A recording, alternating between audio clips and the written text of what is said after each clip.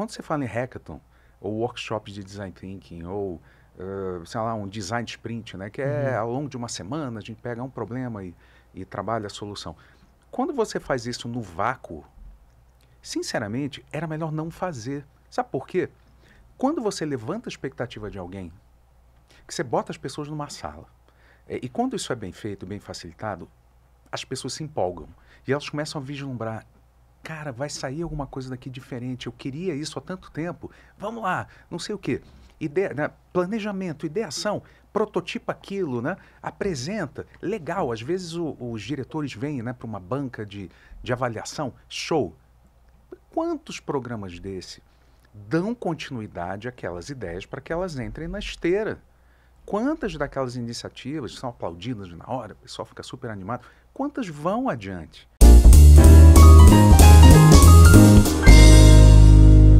Olá, seja muito bem-vindo ao Conscience Talks, o podcast da Conscience, onde a gente fala sobre gestão, governança, crescimento, cultura, para empresários que querem crescer com consciência e com estratégia. E hoje eu vou receber aqui uma pessoa que eu admiro muito, é uma pessoa que já trabalhei junto, que é meu amigo, e vocês vão ficar surpreendidos com a quantidade de conhecimento e de troca que a gente pode ter junto com esse cara. O Daniel, ele é uma pessoa que trabalha como palestrante, como professor, como consultor, e eu estou muito, muito feliz, Daniel, de receber você aqui. Seja muito bem-vindo. Obrigado. Obrigadão pelo convite. Você sabe, eu adoro conversar contigo. A única diferença é que tem câmeras agora, né? Pois isso é uma coisa importante da gente ficar atento, porque quando a gente está conversando, podem ter coisas que não poderiam ser filmadas, não é mesmo? É mesmo. Não, ainda bem que você me avisou. Bom, gente, o Daniel tem atuado mais recentemente e trazido à tona essa face do trabalho dele de consultoria voltada para a cultura de inovação, e a gente vai conversar hoje aqui sobre coisas relacionadas à inovação, sobre cultura de inovação e discutir bastante sobre como isso é uma estratégia e uma cultura muito fundamental para empresas em crescimento que querem desenvolver um trabalho que realmente esteja orientado para o futuro, né? Então, a nossa conversa vai se orientar principalmente para a gente entender que inovação não é aquela coisa mágica como a gente está vendo por aí falarem, né, e muitas vezes acreditarem, mas que tem sim muito processo, muita cultura, muito dia a dia e que pode contribuir com muitas empresas. Então, Daniel, esse é o nosso tema, né, para a gente conversar aqui. E eu até me preparando aqui para conversar com você, dei uma olhada no teu site, nesse site que você tem trabalhado mais recentemente. E uma coisa que eu vi ali que eu achei muito legal, que eu queria já abrir aqui para perguntar para você, é sobre essa fala que você traz de a inovação não ficar no discurso, né? De que ela vá, de fato, para a vivência prática das organizações. E aí eu queria te entender, assim, o que significa isso? O que é essa inovação no discurso? E até quando que você teve esse insight de olhar para a inovação? Porque eu sei que na tua carreira você teve outras frentes de trabalho. E que momento que a inovação virou a coisa central do teu trabalho? Tá. Então, quando a gente fala de inovação, a primeira coisa que as pessoas pensam é tecnologia, em geral. Ou pensam em criatividade. E isso faz parte, né? Você trabalhar só o lado de inspiração, propósito, sentido, vamos ser inovadores, vamos fazer diferente, isso é super importante, né? Se não tiver essa vontade genuína, a coisa não vai. Por outro lado, você tem que trazer isso para o dia a dia. Eu digo dia a dia, não só no que se faz, mas na coerência entre o que se prega e o que se faz. Quer dizer, isso vem lá de cima, vai cascateando. Como é que eu cheguei nisso, né? Eu não comecei trabalhando com inovação direta, com cultura diretamente. Eu tenho uma carreira já de 25 anos em digital. Eu sempre trabalhei com comunicação e marketing digital.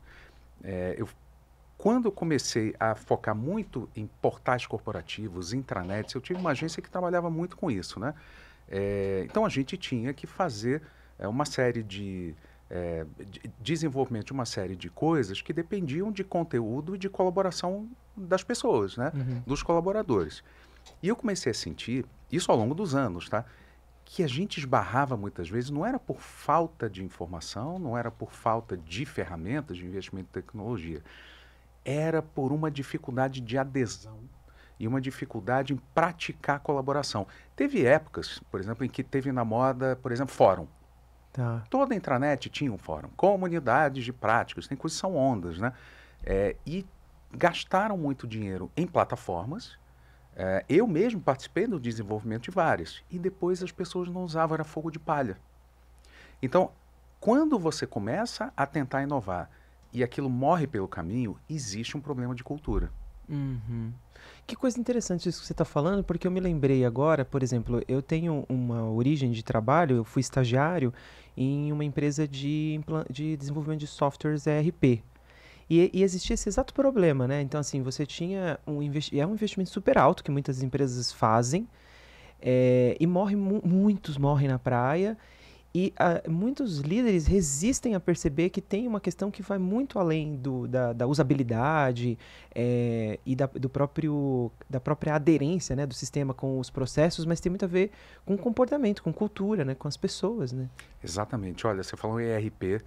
Assim, eu já me lembro de vários projetos. CRM Nossa, também. também. CRM também. E por que, né, que isso acontece? Esses projetos muitas vezes nascem na TI. E nada contra. Eu trabalhei a vida inteira com pessoal de TI, de design, de várias áreas. O problema é que isso às vezes começa de uma forma isolada. Então, assim, é de trás para frente. Estamos comprando a plataforma X. Então, vamos nos adaptar a essa plataforma. Ou alguém se juntou lá num comitê ou numa sala, sem a participação de pessoas das pontas, de pessoas da operação, e definiam arbitrariamente como é que aquilo ia funcionar, sem considerar a realidade da empresa. Então, eu vou dar um exemplo concreto para ilustrar um dos problemas culturais relacionados, porque senão parece muito abstrato, né? CRM. Então, a força de vendas, né, quem está fazendo prospecção, vai lá e registra todos os contatos com, né, com o lead, depois com o cliente. Aquilo é compartilhado com toda aquela equipe. Esse é a ideia, você ter um rastro e você conseguir fazer ali um acompanhamento desse relacionamento, antes e depois de fechar. Tem empresas em que aquilo é implementado super bem, tecnicamente. Eu já vi numa empresa, que eu fiz um projeto, em que as pessoas começaram a trabalhar com planilhas paralelas. Elas criaram um sistema clandestino. Todo mundo sabia. Todo mundo da operação. Então o cara, ele ia lá e registrava um lead na planilha dele. Só quando estava para fechar, ele jogava no sistema. Perdia todo o histórico, a jornada, os idas e vindas da relação com aquele lead. E aí, por que isso aconteceu? Faltou alguém ir lá, ouvir, olhar, entender o que acontece na realidade. Existia uma competitividade interna tão grande que a mentalidade é assim, eu não vou entregar o ouro, eu não vou mostrar o que eu estou fazendo agora. Sim, não vou me comprometer também. Isso, né? porque aí vão me cobrar. Se eu tiver muito avançado em várias vendas, vão querer que eu feche tudo esse trimestre ou esse mês, e aí como é que eu fico no próximo? Nossa, é uma exposição, né?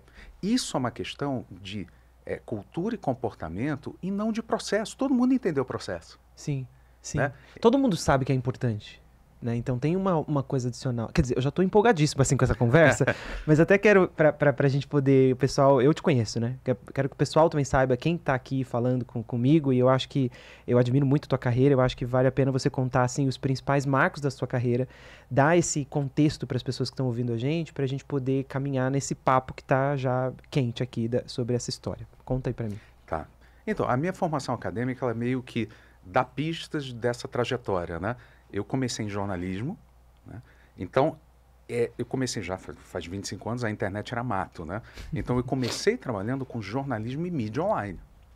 E aí eu fui me aproximando do mundo corporativo, mudei ali, né, vamos dizer, de setor. E eu comecei a trabalhar com comunicação de marketing, digital, sempre focado em digital. E aí, o que eu fui fazer? Um MBA em marketing. Então, as coisas caminharam juntas. Muitos anos depois, eu trabalhando com design de serviço, cultura do consumidor, experiência do colaborador, pensei, caramba, eu preciso me aprofundar um pouco em questões aí de cultura, de raízes da cultura, porque isso não muda. Comportamentos mudam por geração, por região, por uma série de coisas, mas a cultura é algo que demora muito a mudar. Eu não digo só a empresa, na sociedade mesmo. Sim. Existem raízes muito profundas aí. Eu falei, eu preciso entender isso melhor. E aí eu fui fazer um mestrado em antropologia. Né? No que eu fiz esse mestrado, eu resolvi me aprofundar, me direcionar mais ainda para esse campo de cultura de inovação, porque eu te falei antes que eu vi muitos projetos fracassarem por falta de uma sensibilidade à questão de cultura. né? De como é que as coisas realmente acontecem ali, né? Fora da reunião, o que que acontece no café? Aquela é a realidade da empresa, né? Não é durante a reunião. E aí, quando eu mergulhei mais nessa questão da antropologia, eu falei, agora eu vou focar nisso. E no meio do caminho aconteceram várias coisas. Eu tive uma pequena agência de conteúdo digital. Então, eu fui empreendedor, né? Hoje eu sou um consultor independente, já trabalhei em média e grande empresa. E isso acaba que me ajuda a ter um pouco de sensibilidade em relação ao que acontece. Sim, De verdade ali, tem né? uma passada em várias consultorias, atuando em várias grandes empresas também nesse trabalho, nessa jornada que você passou, né? A gente, inclusive, se conheceu estudando junto o Design Thinking, né? Exatamente, aquilo foi incrível. Sim. É uma ótima ferramenta, né? Vamos dizer, um ótimo instrumento. Então, mais recentemente eu trabalhei na Accenture, né? Em Portugal. E lá também foi um aprendizado muito interessante, porque eu estava numa área de inovação e design. Mas aquela equipe não trabalhava sozinha em projetos. A gente tinha que entrar em projetos junto com pessoas de uma área mais tradicional de consultoria. Isso ilustra um pouco. Então, eu tinha ali um choque de culturas dentro da consultoria em que eu trabalhava e mais a camada no cliente, que também tem subculturas. Então, assim, na hora é difícil. Não é fácil, mas é muito interessante. Nossa, eu imagino. E é interessante porque a própria existência de células especificamente de inovação já é uma demonstração cultural de uma dificuldade de você acolher isso mais estruturalmente, né? Disso estar mais diluído, de que a gente precisa ter aquela área separada, porque no nosso contexto tradicional isso não está tão fácil de ser absorvido pela organização, né? Que é o que acontece, por exemplo, com tecnologia, a própria inteligência artificial, que muitas vezes é colocado lá na área de TI, mas ela não atravessa os silos, né? Organizacionais. Eu até acho interessante de ver essa mistura de coisas, né? Porque a gente está falando de alguém lá de marketing, tem o digital, tem a comunicação, mais amplo falando, tem o design, tem a inovação, tem a antropologia. E aí, eu acho que vale a pena você trazer, então, nesse momento, uma definição que você explorar aqui com a gente sobre o que é cultura de inovação, o que é inovação para você, até para a gente poder também desmistificar de vez essa história de associar totalmente a inovação à tecnologia, ou também de associar a inovação apenas a coisas altamente disruptivas, né? Como é que você vê isso? Como é que você define isso? Nossa, isso é tão importante, porque assim, a gente tem duas palavras aqui que são difíceis de definir e que querem dizer um monte de coisa. Exatamente. Cultura, se você perguntar para 50 pessoas o que é cultura, você vai ter 50 respostas, né? Ou mais. É verdade. E inovação, cara, o que é inovação? Também é um monte de coisa, né? Então, assim, o que eu vou dar aqui é um recorte do que eu acredito que é cultura e inovação, enfim, cultura de inovação. Primeiro, pelo que não é, e eu comentei isso antes, cultura de inovação não é, de um lado, você mergulhar no desenvolvimento de ferramentas tecnológicas. Isso acontece muito com inteligência artificial, provavelmente a gente vai falar mais nisso. Então, assim, existem situações em que a empresa ela tem uma solução e aí ela procura o problema. Ela procura problemas para as soluções que já estão disponíveis. Isso não é a melhor forma de abordar, né? Porque você acaba batendo cabeça muito até descobrir como usar aquilo. Isso vale para muitas plataformas e ferramentas. Então, se você tem, por exemplo, vamos começar a usar realidade aumentada no chão de fábrica, vamos usar isso, sei lá, para força de vendas. Se você não tem muita clareza do que você quer fazer com aquilo estrategicamente e como é que é a cultura de trabalho das pessoas que deveriam usar aquilo, aquilo tem chance de não dar certo, de ser um investimento, enfim, a fundo perdido. Então, voltando aqui, a cultura, falam às vezes brincando, né? A cultura é o que acontece quando a chefia não está presente, né? Não está na sala. Porque a gente sabe, a gente tem personas, a gente tem máscaras. Quando a gente está numa reunião, a gente sabe muito bem até onde a gente pode ir, né? E que discurso a gente vai ter, até onde, né? Por exemplo, pode questionar, não pode. E às vezes não fica claro onde é que estão as resistências, né? Voltar para aquela questão da tecnologia. De um lado, cultura de inovação não é só tecnologia. Tem uma ferramenta da onda, então vamos desenvolver, porque está todo mundo desenvolvendo, o ideal é não fazer assim. Do outro lado, interpretar que inovação é só criatividade. Tem aquela, e a gente estudou design thinking, né? E existe até hoje meio que um estereótipo de que inovação, o design thinking é uma abordagem de inovação, né? Que é um pessoal em pé, colando post-it na parede, fazendo brainstorm, tendo ideias mirabolantes, né? Um pessoal viajando na maionese, e depois sem saber muito o que fazer com aquilo. Isso é uma etapa, isso é um pequeno pedaço do processo de inovação. E não é o maior. A etapa de criar, de idear, não é a maior. E, sinceramente, eu não sei nem se é a mais importante. Eu adoro, mas você ter a capacidade de identificar onde é que eu preciso, ou onde eu tenho oportunidade de fazer diferente, direcionar, como um dono de empresa, um C-level, direcionar as pessoas, olha, a gente precisa resolver esse problema, ou explorar essa oportunidade, e tem que ser de uma forma diferente, por várias razões, ou ameaças, né, externas, ou há uma visão, né, de um rumo para a empresa. Então, de novo, a inovação, se ela não é só tecnologia, e se ela não é só criatividade, é você ter um ambiente, você estimular um ambiente em que as pessoas, primeiro, tenham visão crítica, que possam dizer não, ou possam dizer, não, mas peraí, será que é isso mesmo? Será que o problema de negócio é esse? Vamos discutir e reinterpretar, né? E depois tenham também um ambiente propício a dar ideias sem medo de serem penalizadas. A gente tem que falar muita besteira antes de chegar nas soluções ideais, né? E você conseguir direcionar isso para o negócio, né?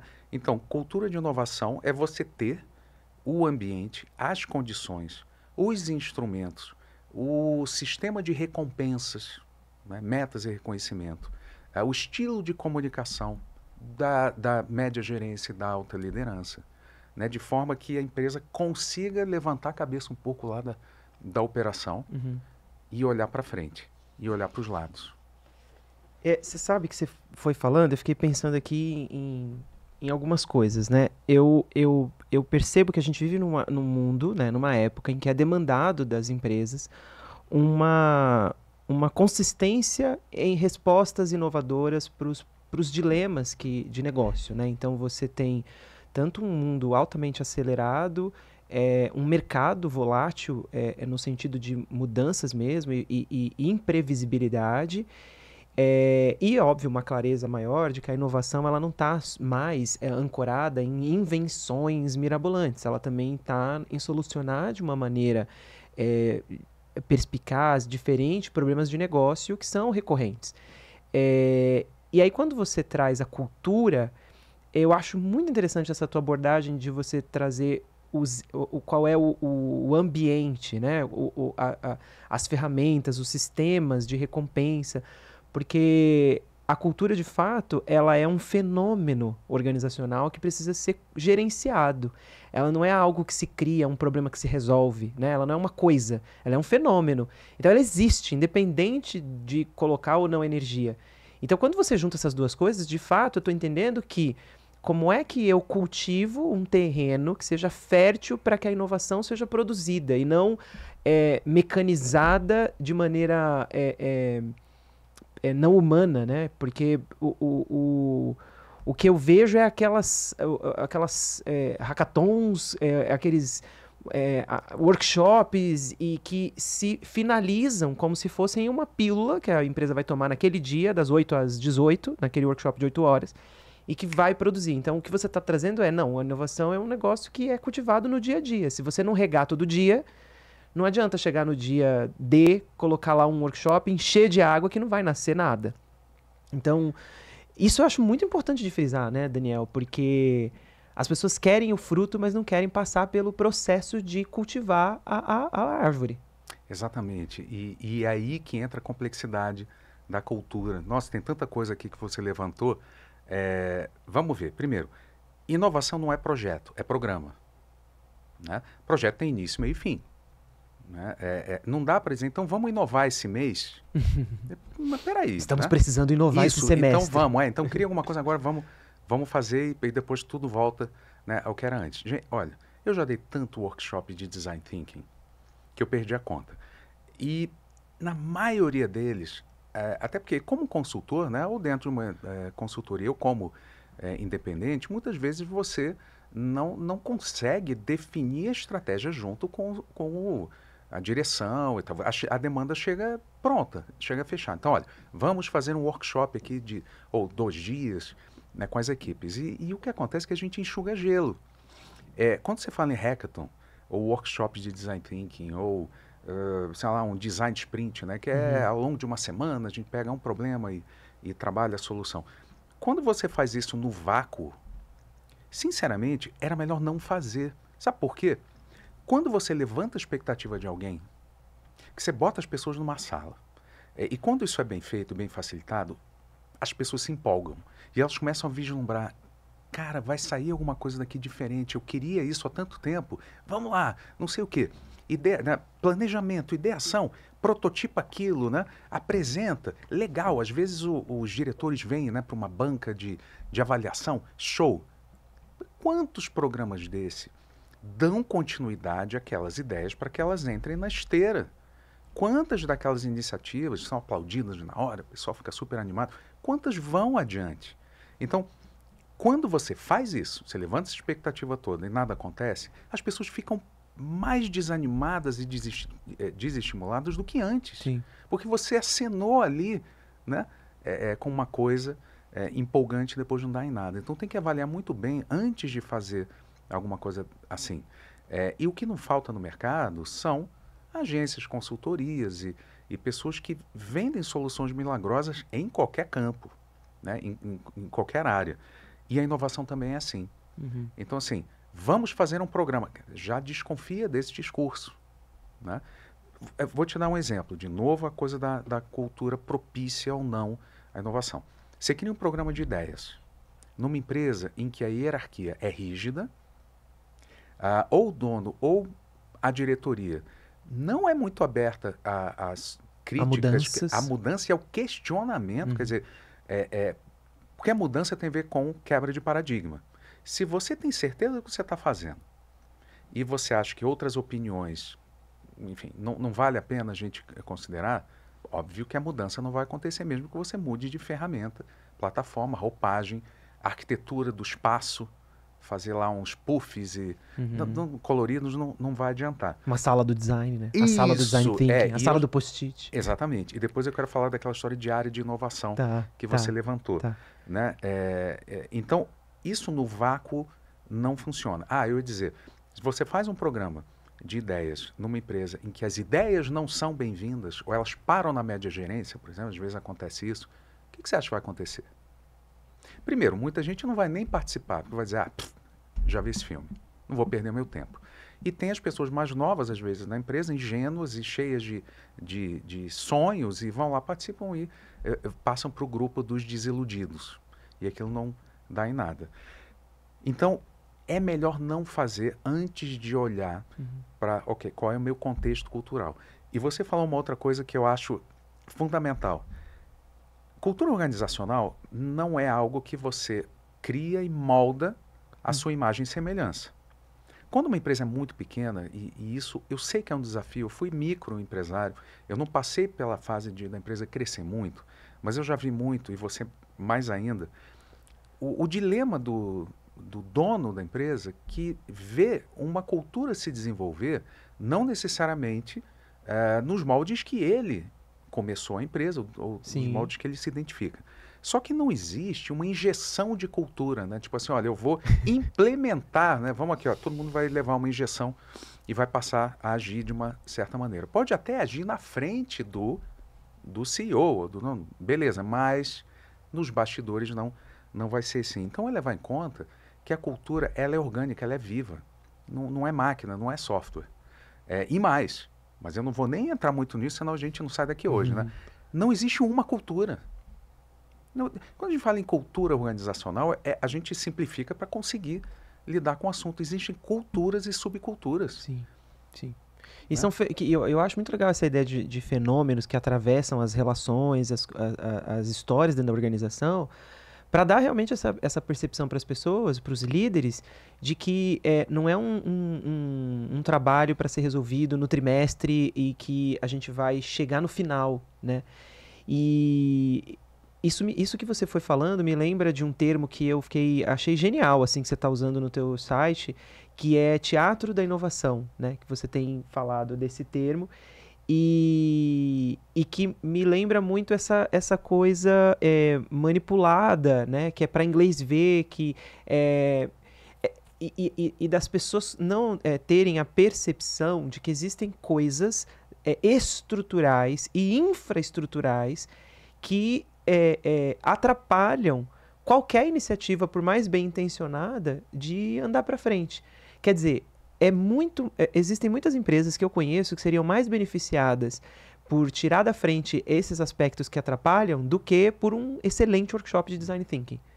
Porque na prática não adianta. A técnica, obviamente que a gente está falando aqui com esses entraves, né? Óbvio que uma excelente técnica, um caminho e tudo mais.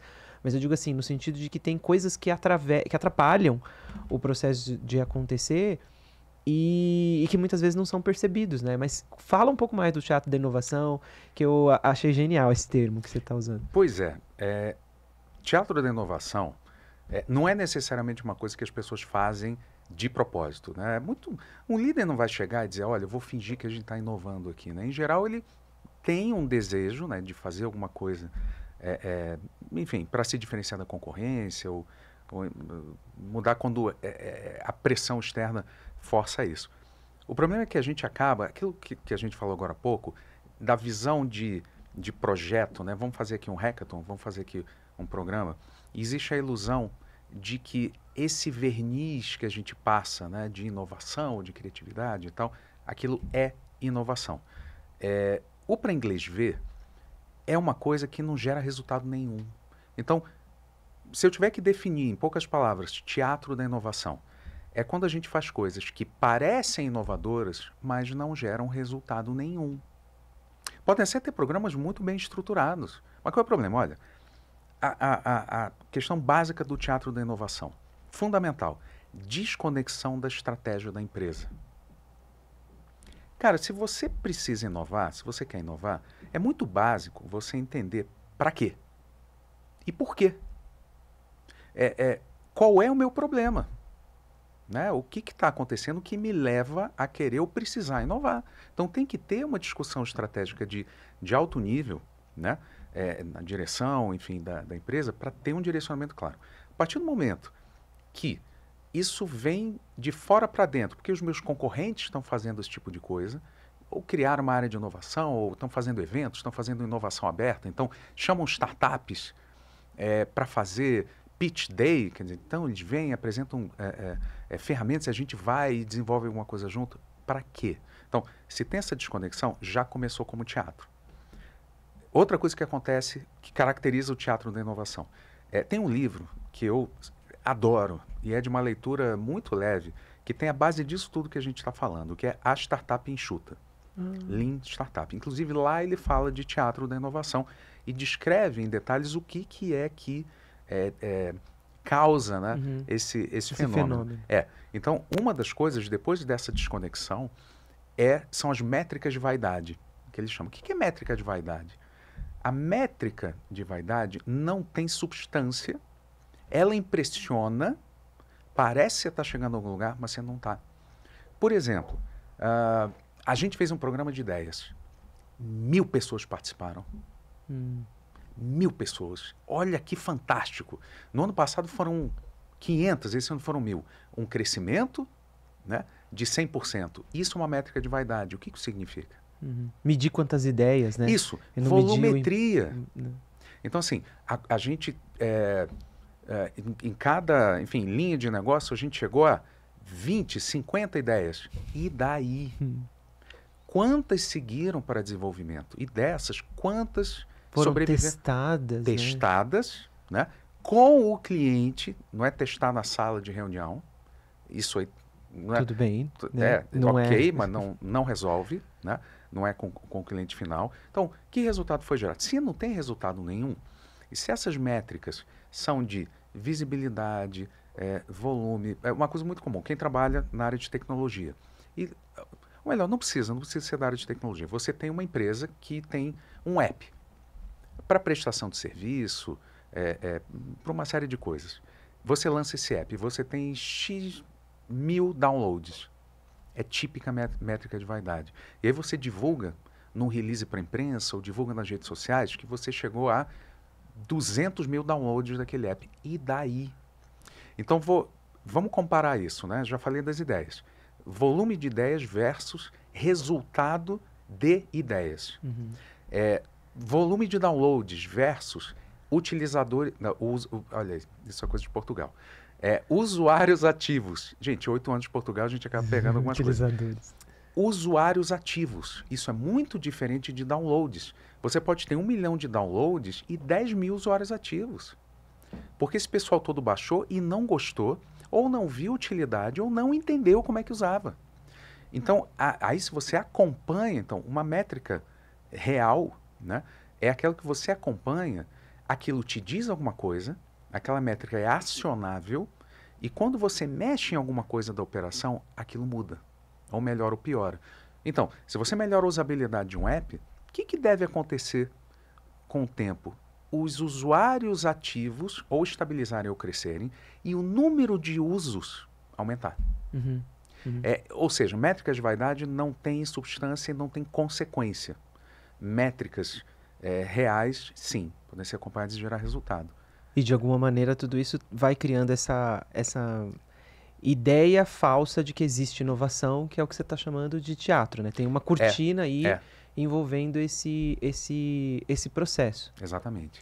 Eu acho muito interessante porque quando eu acompanho organizações, principalmente as empresas médias, existe muito desejo de inovar, mas poucas empresas conseguem olhar para a inovação com esse olhar mais amplo, né? Assim como não conseguem com cultura, que é um trabalho que também é corriqueiro nosso, assim, de perceber que sim, existe um nível de complexidade e é exatamente a abordagem da complexidade que vai permitir que as empresas alcancem resultados mais perenes, né? Mais sustentáveis nesse sentido, né?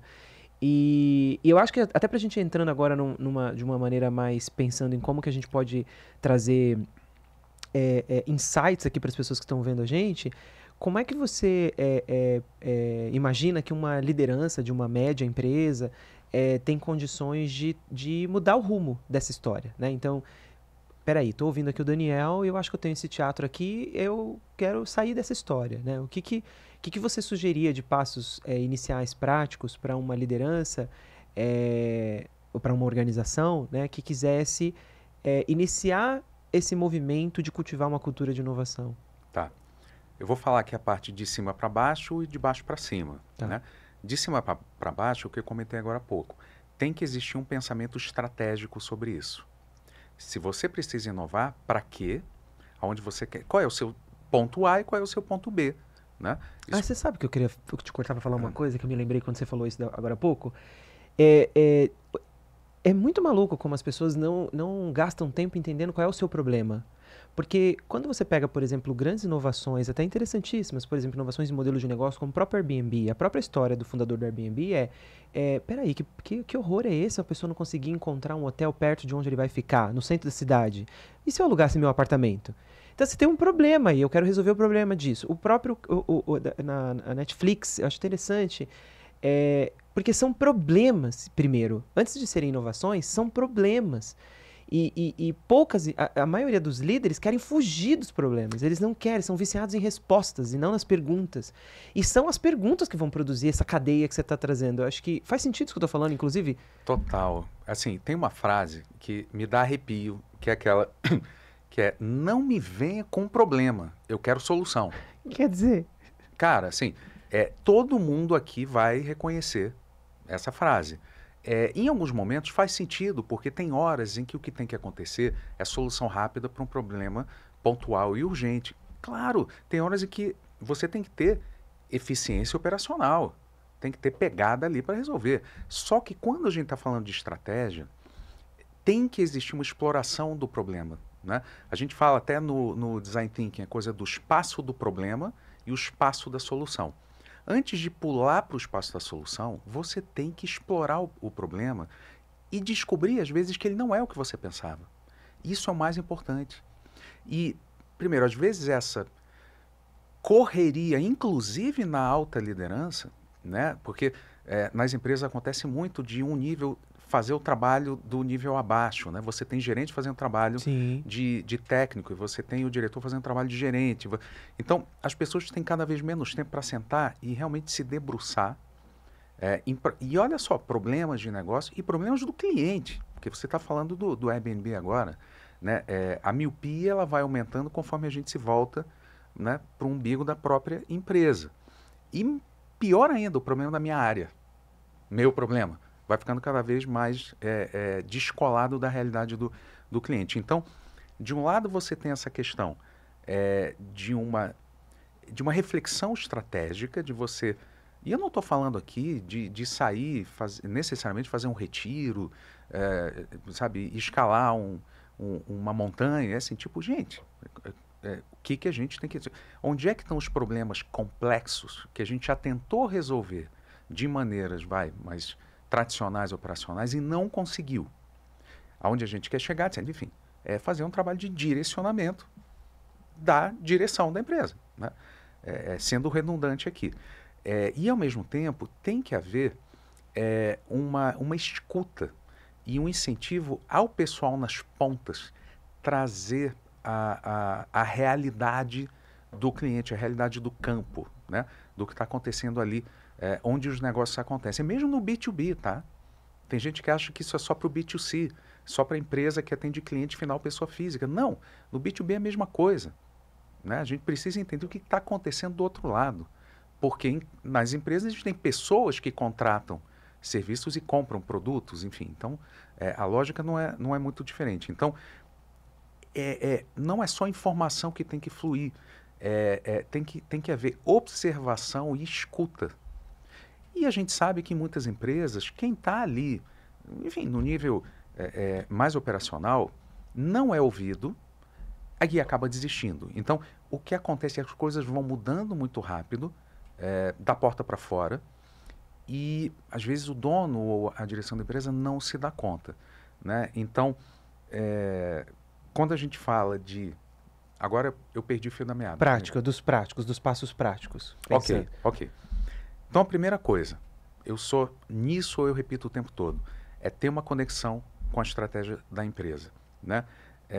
Em segundo lugar, você precisa balancear, precisa pensar no seu sistema de recompensa e balancear metas coletivas com individuais. Porque olha só que interessante, a inovação, ela depende muito de colaboração, certo? Eu tô para conhecer uma inovação que um cara fez sozinho e lançou, porque inovação não é invenção. Inovação é algo, é uma forma diferente de trabalhar ou de, enfim, desenvolver, empacotar, que gera resultado.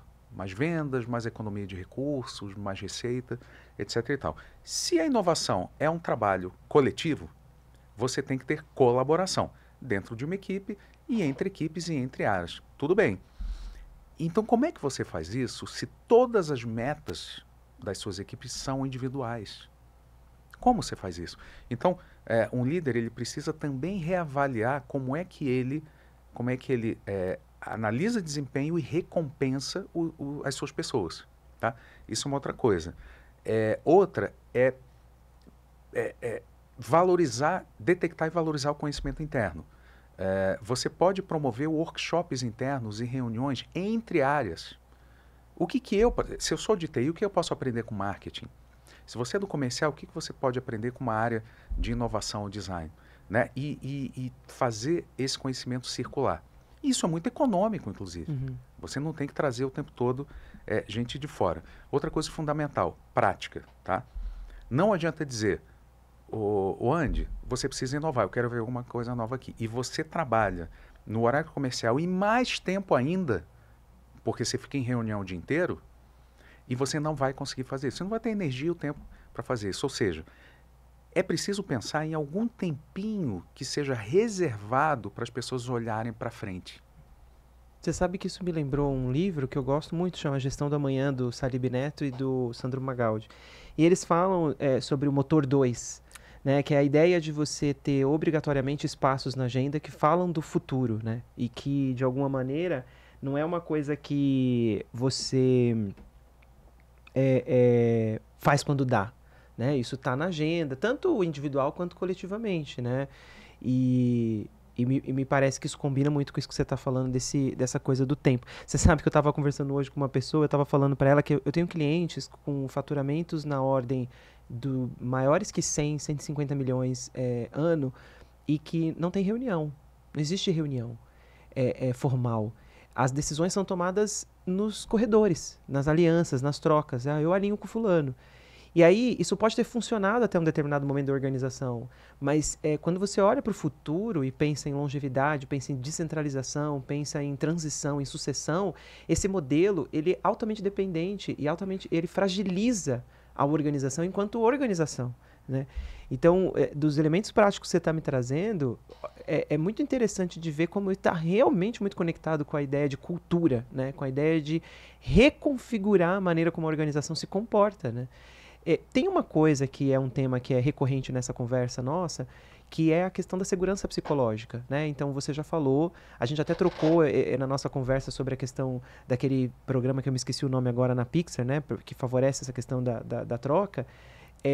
Mas queria que você falasse um pouco, assim, porque, quer dizer, tem um elemento central nessa fala tua, que é a disponibilidade das pessoas de colaborarem. Elas se sentirem seguras para participar desses espaços de colaboração, de darem opiniões, de dizerem que alguma coisa está errado. O quão essencial isso é para a cultura e o que as lideranças podem observar em relação a isso, o quão saudável, seguro é o ambiente de colaboração. Tá. Uma coisa que você falou que é muito importante, e você trabalha o tempo todo com isso, né, de cultura organizacional, principalmente para pequenas e médias, assim, o líder ele precisa entender, e isso é difícil, eu não quero dizer que é fácil. O fundador, né, ou o dono, precisa entender que conforme a empresa vai amadurecendo, certas coisas que funcionavam não fazem mais sentido. E é que nem um filho, eu tenho filhos que já estão maiores de idade, eu acho, por um lado, fantástico e por outro, caramba, eu não tenho mais nenhum tipo de influência direta ou de controle, né, sobre como eles agem. Isso é fascinante, mas ao mesmo tempo dá uma tremenda insegurança. É claro que dá. Então, se você tem um negócio que é o seu filho, porque quem tem ou já teve negócio sabe que é assim, desapegar é difícil. Então, é muito importante entender que as coisas têm que ir mudando. E um elemento muito importante nessa evolução é a questão da autonomia. Porque, assim, sabe o que falam muito, né? Muito. Olha, a gente tenta inovar, mas a minha equipe não tem iniciativa. Já ouviu isso? Sim. O pessoal tem resistência. Uhum. Né? Agora, quando você, como colaborador, e às vezes até numa gerência média, você não tem autonomia, espaço e segurança mesmo, inclusive emocional, para você se arriscar e você propor coisas, você vai evitar fazer isso, você não vai querer se arriscar. E nisso a inovação não tem espaço para acontecer. Então, uma coisa que o líder precisa prestar atenção é o que está por trás dessas resistências, né? E uma dessas questões é você estar aberto ao dissenso, você está aberto a questionamentos, opiniões diferentes, conflito e não confronto, para você chegar a uma solução diferente. Você citou o caso da Pixar, né? Que tem um encontro, se eu não me engano, é Brain Trust. Eles criaram meio que um fórum misturando vários níveis hierárquicos, né? Pixar é o estúdio de animação, né? Uhum. Enfim, que já fez filmes super inovadores mais e premiados. premiado, né? Começou com o Steve Jobs, né? Ele era um dos fundadores, né? Do estúdio. E eles disseram assim, olha, a partir do momento que um líder para de ouvir, a empresa com certeza começa uma caminhada rumo à decadência. Então, eles criaram meio que um fórum em que você tem do CEO ao analista, ali ao desenhista, e é um momento em que as pessoas apresentam ideias, visões, iniciativas, etc., e criticam uns os projetos do outro, mas não é criticar para derrubar a pessoa, é para ver se aquela ideia para de pé. Então, isso é muito importante. Aí a gente começa a tangibilizar mais esse negócio de segurança psicológica. Segurança psicológica não é só ter um programa de bem-estar, sabe? Não é o RH, e isso é louvável também, né? Você ter programas ali de apoio, né? Para a saúde mental, isso tudo é importante. Mas a segurança psicológica você pratica no dia a dia, na equipe, na área, em reunião com a diretoria, em qualquer ritual que você tenha ali de gestão.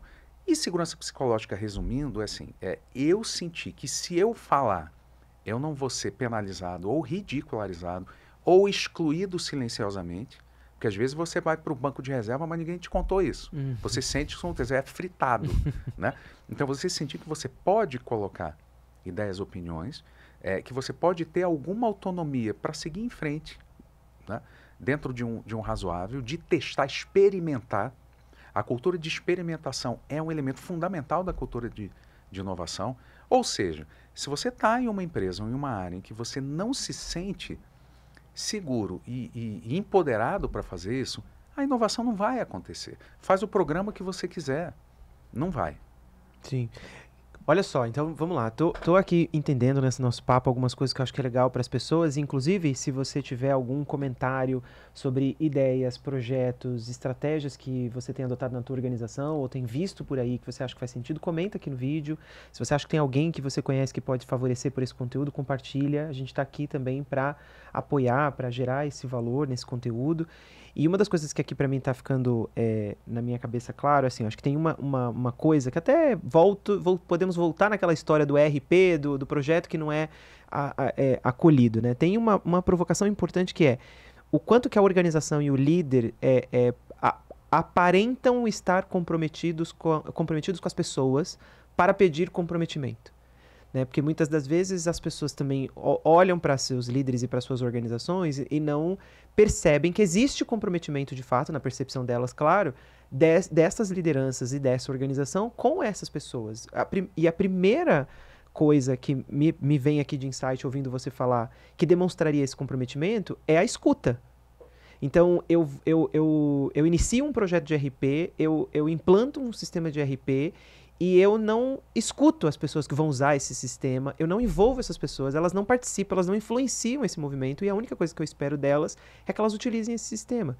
E no final do dia, isso tem uma massa muito grande em TI, né? Que muitas vezes o sistema morre na mão do usuário. É a pessoa que vai utilizar. E mais interessante é isso, que uma vez eu até fiz essa piada por causa do metrô, né? Porque você chega no metrô e eles falam usuário na linha, eles chamam a gente de usuário. E eu acho que enquanto as empresas de sistemas em geral e a própria organização enxergarem os colaboradores como usuários e não como clientes, vai continuar acontecendo esse tipo de coisa, porque as pessoas não são usuários sem pensamento, sem contribuição ali, né? Então, para a pessoa que está ouvindo a gente, eu acho que nesse momento, acho que ela deve estar pensando da seguinte maneira: se eu quero criar uma rotina na minha organização em que a gente encontre maneiras diferentes, criativas, para solucionar problemas de negócios de maneira consistente, eu preciso primeiro fazer um diagnóstico de como é que as minhas estruturas e a minha cultura têm atrapalhado isso de florescer naturalmente. Estou entendendo dessa maneira, quer dizer, tem coisas na minha estrutura de remuneração, de processos, de hierarquia, de modelo de negócio, tem coisas na minha cultura de comportamentos, de como a minha empresa funciona quando eu não estou, do sistema de como as pessoas funcionam, que podem atrapalhar o natural da inovação de vir, óbvio que com técnica e com caminho e tudo mais, mas se as pessoas que estão ouvindo a gente, elas saírem com esse insight primeiro, peraí, deixa eu ver como é que as minhas estruturas já de ponta estão atrapalhando, eu já ficaria feliz. Faz sentido isso para você também? Total, e assim, eu acho que existem coisas para não desanimar alguém que precisa de resultado mais rapidamente. Você pode caminhar com um trabalho um pouco mais aprofundado de diagnóstico, né? E vamos lembrar, um diagnóstico não se faz com pesquisa quantitativa só. e não é sinônimo de pesquisa de clima. São coisas diferentes. É super legal ter pesquisa de clima, mas isso isoladamente não ajuda muito, né? Isso é uma engrenagem né, em uma máquina muito maior, né? Então, se você faz um trabalho mais aprofundado, vamos dizer, de fundo, né? Isso vai ajudar muito, identificando pontos fracos e pontos fortes. Porque tem muita gente que se concentra em identificar ralos, por exemplo, de eficiência, problemas, falhas. Isso tudo é legítimo, só que, por outro lado, você pode identificar comportamentos, práticas, processos muito localizados numa área, numa equipe, que são fantásticos e dão muito resultado. Se você identifica isso, por que você não vai testar isso numa outra área e ver o que acontece? Isso não é caro e demorado para fazer. Então, quando você faz esse tipo de diagnóstico, ao longo do trabalho, você já vai tendo insights acionáveis, né? E tem uma outra coisa que pode acontecer no dia a dia e que não depende de um grande programa, né? Que pode ir correndo ali, né? Em paralelo, que é você dar uma espécie de mandato para a gerência média, por exemplo, para que ela estimule as suas equipes a testarem. Parece muito simples isso. Quer dizer, na verdade, a execução é simples, mas isso entrar na cabeça da liderança é muito difícil, que é a cultura de experimentação. Eu costumo dizer o seguinte, pelo que eu vi até hoje, o problema não é falta de ideias. Raramente eu vi empresas onde faltavam ideias. Falta espaço para testar. Para subir. Muito, né, Daniel? O Jeff Bezos é uma pessoa que fala muito que a Amazon é a empresa que mais erra. Então, se você pensar assim, se você que está ouvindo a gente consegue se imaginar repetindo essa frase sobre a sua empresa, estamos bem. Porque é no sentido de que, assim, a gente erra muito. Porque quando a gente acerta, a gente faz uma Alexa. Né? Então, acho que tem um lugar aí de experimentar exaustivamente, né? Que obviamente é um funil de inovação. E deixa eu falar uma coisa aqui também para motivar líderes que ficam preocupados também com uma visão estereotipada do que é o erro, do que é a falha. Porque a gente ouve muito na área de inovação, né, que vem muito do discurso das big techs, que assim, falhar rápido, né? Vamos errar muito e rápido para a gente chegar nas melhores soluções. Mas isso não significa sair quebrando tudo. Isso não significa sacrificar resultados da empresa e começar a chutar, tipo atirar para todo lado. Tem uma expressão que eu gosto muito, que se eu não me engano é da Amy Edmondson, que é, né, aquela pesquisadora da segurança psicológica. Que difundiu, né, muito fortemente a segurança psicológica como uma prioridade. Ela fala em erro inteligente. Eu sempre reforço muito essa questão. Não é você dizer para a equipe o seguinte, pessoal, podem errar. À vontade, incompetente, vamos lá, agora é vez de vocês, façam a festa, né? O braço curto, vem cá, vai lá. Então, assim, não é isso. Quando você cria uma cultura de experimentação e você faz isso numa escala menor, você pode chegar e dizer assim, olha só, quer testar, por exemplo, área de atendimento, quer testar um script diferente? Você está com uma ideia, você tem indícios, não é da cabeça da pessoa, absolutamente sem nenhuma discussão, né, com o gestor. Ele tem indícios fortes de que alguma coisa não está funcionando. Faz um teste num ambiente controlado. Pega uma célula, por exemplo, de um call center, né, só para exemplificar, testa por X dias aquilo. Qual é o dano que aquilo vai causar à empresa se não for melhor do que o script atual?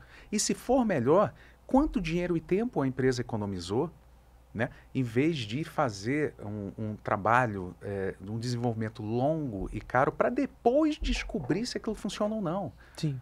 Isso tem muito a ver com a visão de gestão de projeto. A gente vem ainda de uma cultura de engenharia, de tecnologia mais tradicional, em que você quer o tal modelo cascata, né? Waterfall, você tem. E deixando claro, isso funciona muito bem para certas áreas, muito bem. Você define um escopo muito robusto, muito bem definido. Você passa um tempão, meses às vezes, definindo esse escopo e os requisitos daquele projeto. Depois você vai executando em um cronograma linear, rígido. Ok, eu acho que para construir uma ponte faz todo sentido. Né? Não é assim, deixa eu testar agora um pedaço da ponte e vamos ver se cai, né? O carro ali. Sim. Tudo bem. Mas para inovação, não. Não, e você pode e deve testar pequeno. Sim. Se você quer testar, por exemplo, um terminal de autoatendimento numa loja, pô, simula um terminal primeiro, bota um tablet em cima de uma mesa, chama alguns clientes, ó, quer participar de um teste aqui? Não, vamos, né? Testa como é que é aquele tablet que pode virar um quiosque depois de autoatendimento, a pessoa vai entender como é que funciona, se ela vai gostar. Depois você vai lá e desenvolve aquilo. E você vai desenvolver já com um repertório maior da experiência cliente tablet, né? Cliente terminal. Exatamente. Qual é o melhor ambiente de validação que não o local real, né, onde aquela transação acontece e com a pessoa que consome. E, de novo, no B2B isso também funciona. Né? E com cliente interno também, porque às vezes o RH quer fazer alguma coisa para os colaboradores e tem projetos que são caros e complexos para desenvolver. Sim. Então, teste em pequena escala. Em cultura, a gente tem falado muito disso, de ter projetos de transformação cultural que estão baseados em ações menores de teste, que são quase hacks de cultura, do que necessariamente grandes projetos de transformação. Então, a gente quer formular uma nova maneira das pessoas discutirem, colaborarem, vamos testar nessa área, vamos ver como é que as pessoas se comportam. E ainda assim, não significa necessariamente que pronto, testou, funcionou ali, vai funcionar no resto, mas que pelo menos você tem mais visibilidade da experiência como um todo, né? Exatamente. E aí onde é que entra a falha inteligente? O teste do terminal de autosserviço com tablet ali. Por exemplo, aquilo não deu...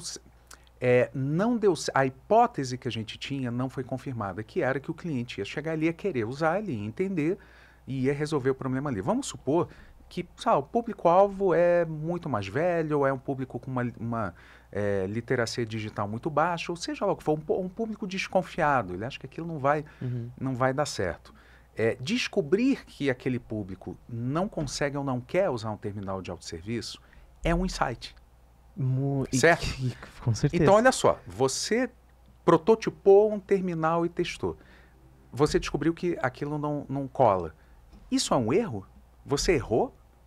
Não, o experimento falhou, entre aspas, no sentido da adoção, que não vai ter adoção, mas você descobriu isso rápido, você fez isso com um método correto e você economizou rios de dinheiro para aquela empresa, ou seja, gerou aprendizado. O experimento gera aprendizado. Isso é o Eric Ries, lá daquele livro Startup Enxuta, ele chama isso de aprendizado validado. Não é um aprendizado tipo, acabou um projeto, lições aprendidas. Isso é comum em gestão de projeto. Mas a conversa de lições aprendidas é numa sala com stakeholders internos. E você sabe que eu acho que tem uma questão até da língua, porque a própria Amy Edmondson, ela diz, né, que a falha, vamos dizer assim, pensando na palavra que ela usa mais no inglês, ela não é um problema da aprendizagem, ela é uma etapa. Só que quando a gente traduz e usa erro, o erro pra gente significa uma coisa diferente do que a falha significa em inglês, né? Então, eu acho que tem uma coisa aí que também a gente precisa compreender. Porque eu acho que você trouxe agora um insight muito poderoso, que é essa ideia de que, peraí, mas isso é um insight. Descobrir isso é um insight. Este erro, ele na verdade é uma etapa de uma construção muito maior. Vamos pro próximo. Né? E isso, assim, a gente já ficaria horas aqui, tá? A gente ainda tem muita coisa pra gente conversar aqui, mas a gente precisa ir caminhando para ir encerrando aqui. E aí eu queria te fazer uma última pergunta, para você olhar para mim assim, diante disso tudo que você está vivendo agora, nessa tua jornada de cultura de inovação, o que você diria que é o mais valioso assim, para se pensar como organização, pensando em longevidade? Porque quando a gente fala de inovação, a gente está falando muito sobre a capacidade da empresa de se manter relevante, de ser longeva, né? Uma empresa que não inova, que não se redesenha, redescobre, né? Se reimagina, vamos dizer assim, em algum momento ela vai travar, ela vai parar, né? Ela não... eu gosto muito disso, das perguntas, né? Uma empresa que começa a se viciar em respostas vai se perdendo da pergunta original. Em algum momento aquilo vai dar errado. O que você diria que é o mais valioso na tua visão, na tua experiência, para a longevidade das organizações, que é fundamental ser adotado ali pela liderança e pela empresa? Primeira coisa, você mencionou antes, aquela história do motor 1, motor 2, da liderança ambidestra. Você tem que estar de olho na operação, aquilo tem que andar e tem que funcionar bem, mas você também tem que estar de olho no futuro e no que está acontecendo em volta, inclusive em outros setores, porque tem muitos insights para vir de indústrias que não são a sua, né? Muitos mesmo. Então, a primeira coisa é isso, e ter a intencionalidade em relação à inovação, não se deixar levar pelo hype, pelas ondas, né? Você vê, ok, para que eu preciso daquilo e por que eu vou testar e envolver os colaboradores nisso. Ao mesmo tempo, não perder de vista o cliente final ou o canal, porque às vezes o seu cliente é um canal indireto, né, num B2B, mas é você não se desconectar demais, não se afastar demais dele. Então, a escuta, né, quando a gente fala em pesquisa qualitativa para inovação, isso não implica abandonar pesquisa quantitativa, mas você precisa ir onde o cliente está e não só entrevistar ele, ouvir, observar, acompanha ele. Gente, isso não é caro. Acompanha o cliente num dia dele. Como é que ele trabalha? Né? Como é que ele usa determinadas ferramentas ou produtos, serviços? Quais são os medos, as preocupações, dores, desejos? E isso você traz de volta para casa, discute, de novo, a partir do problema, que é como você falou.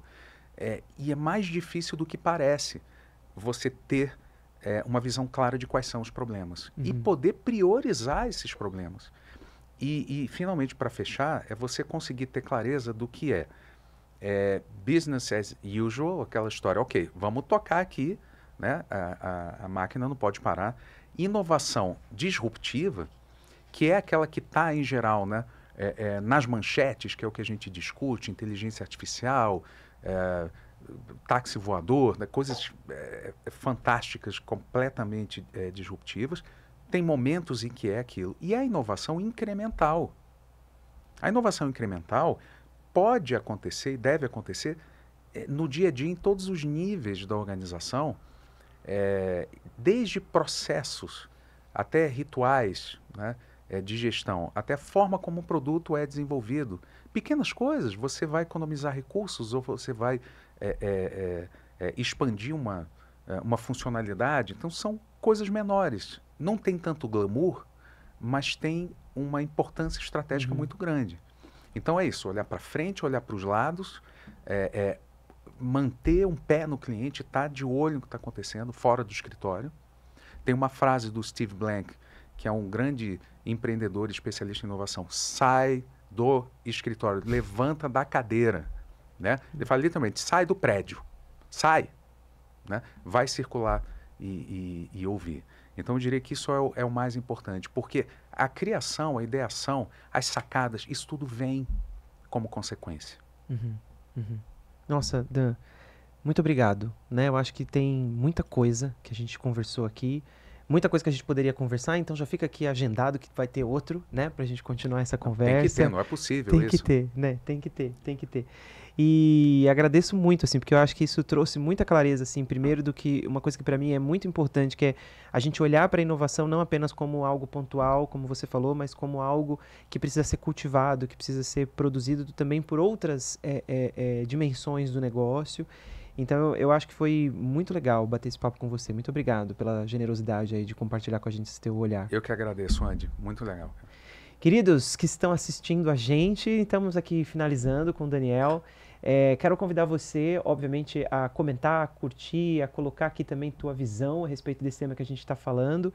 E lembrando que a gente tem uma newsletter que periodicamente avisa as pessoas que fazem parte sobre o lançamento de novos episódios aqui do Consenso Talks.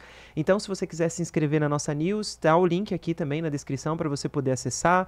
Acesse o nosso site e, obviamente, mais recentemente, a gente lançou um estudo completo baseado nos nossos 10 anos de diagnóstico, onde a gente conta sobre dores de crescimento de empresas que estão crescendo e que ajudam a dar contorno, a dar clareza, a possibilitar ações que vão, obviamente, impulsionar a evolução organizacional dessas empresas. Então, se você tiver também intenção de olhar para o teu negócio com uma visão de longevidade, de amadurecimento e não só de crescimento, fica à vontade para baixar também o nosso estudo. E quero agradecer aí você que ficou até agora assistindo a gente. Muito obrigado. Até o próximo Consenso Talks. Um abraço.